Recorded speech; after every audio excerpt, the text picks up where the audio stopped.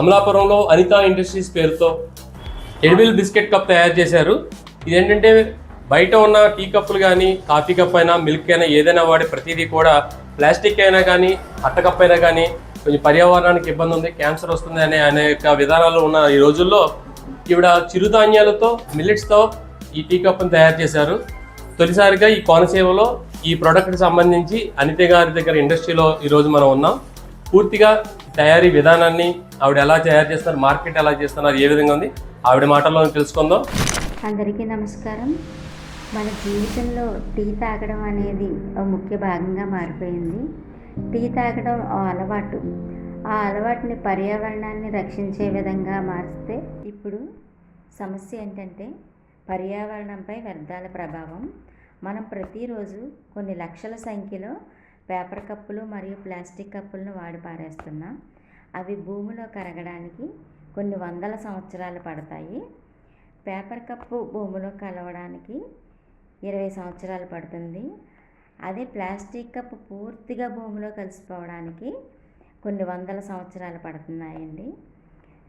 ప్రతి ఏడాది కూడా మనం కొన్ని కోట్ల సంఖ్యలో ప్లాస్టిక్ కప్పులను మరియు పేపర్ కప్పులను వ్యర్థ పదార్థాలుగా పారేస్తున్నాం. దానివల్ల పర్యావరణానికి చాలా హాని. అందువల్ల ఈ సమస్యకి పరిష్కారం ఏంటంటే ఎడిబుల్ బిస్కెట్ టీ కప్ అండి. దీన్నే మిల్లెట్ కప్ అంటారు. దీంట్లో మీరు టీ తాగొచ్చు, కప్పు తినొచ్చు, 2 రకాలుగా కూడా వాడచ్చు. ఇప్పుడు ఈ సమస్యకి సమాధానం ఏంటంటే ఇది మిల్లెట్ కప్ అండి. దీన్ని ఎడిబుల్ బిస్కెట్ టీ కప్ అని కూడా అంటారు. ఈ కప్పులో మీరు టీ తాగొచ్చు, కప్పు తినొచ్చు, 2 రకాలుగా వాడచ్చు. టీకే కాకుండా ఐస్ క్రీమ్ కప్గా కూడా వాడచ్చు అండి. దీంట్లో ఎనీ స్నాక్ ఏదైనా సరే పెట్టుకొని మీరు తినొచ్చు. దీన్ని తిన్న వాళ్ళకి కానీ, దీంట్లో తాగిన వాళ్ళకి కానీ, పిల్లలకి, పెద్దలకి ఎలాంటి హాని ఉండదండి. ఇది మిల్లెట్స్తో తయారవుతుందండి. ఇది రాగి పిండి, మొక్కజొన్న పిండి, ఆట, ఈ 3 ఆరోగ్యకరమైన పదార్థాలతో తయారవుతుంది కాబట్టి మీ ఆరోగ్యానికి ఎలాంటి హాని ఉండదు. దీన్ని షుగర్ పేషెంట్లు కూడా వాడచ్చండి, తాగొచ్చు, తినొచ్చు, ఎలాంటి హాని ఉండదండి. ప్లస్ ఏంటంటే ఇది ఏకో ఫ్రెండ్లీ అంటే చెత్తా చెదారం ఏమీ లేకుండా ఉంటుందండి. పర్యావరణానికి ఎలాంటి హాని చేయదు. ఈ కప్పు పారేయడం వల్ల భూమిలో కూడా త్వరగానే కలిసిపోతుంది. ప్లాస్టిక్ వాడకుండా, పేపర్ వాడకుండా, కెమికల్ ఏమీ కలవకుండా తయారు చేయబడిన కప్ అండి ఇది. 100కి 100% కూడా తినగలిగిన టీ కప్ ఇది. మీ ఇళ్ళల్లో మ్యారేజ్ ఫంక్షన్స్కి, బర్త్డే పార్టీలు, కిట్టి పార్టీలు, ఇలా చిన్న చిన్న ఫంక్షన్స్ ఏం జరిగినా సరే ఈ కప్పు వాడితే మీకు మీ వచ్చిన వాళ్ళ చుట్టాలకు కూడా కొత్తదనాన్ని ఆస్వాదించినట్టు ఉంటుంది. ఇది పిల్లలకి బాగా నచ్చుతుందండి. ఇందులో పాలు కూడా తాగొచ్చు, బూస్ట్ ఇవ్వచ్చండి, కాఫీ తాగొచ్చు, టీ తాగొచ్చు, కప్పు కూడా తినేయచ్చు. పిల్లలు సరదాగా ఉంటుంది పిల్లలకి. ఇది రెస్టారెంట్లకు, కెఫే వాళ్ళకి, క్యాటరింగ్ వాళ్ళకి కూడా చాలా ఉపయోగంగా ఉంటుందండి. ఈ కప్పులో టీ 20 నిమిషాలు ఉంటుందండి. అదే ఐస్ క్రీమ్ అయితే 40 నిమిషాలు ఉంటుంది. కప్పు ఎలాంటి డ్యామేజ్ ఉండదండి. మీకు వాడిన వాళ్ళకి ఎలాంటి ఇబ్బంది కూడా ఉండదు. టీ ప్రేమికులైతే టీని కొత్తగా ఆస్వాదించండి. అదే పర్యావరణ ప్రేమికులైతే ప్లాస్టిక్ కప్పుని, పేపర్ కప్పుని తగ్గించి పర్యావరణాన్ని రక్షించండి. ఈ కప్పుని వేలాది మంది ప్రయత్నించారు. మీరు కూడా పేపర్ కప్పులకు బాయ్ చెప్పండి. రేపటి నుంచి ఎడిబుల్ బిస్కెట్ కప్పుని ప్రయత్నించండి. నేను ఈ బిజినెస్ని పిఎంఎఫ్ఎంఈ స్కీమ్ ద్వారా పొందానండి.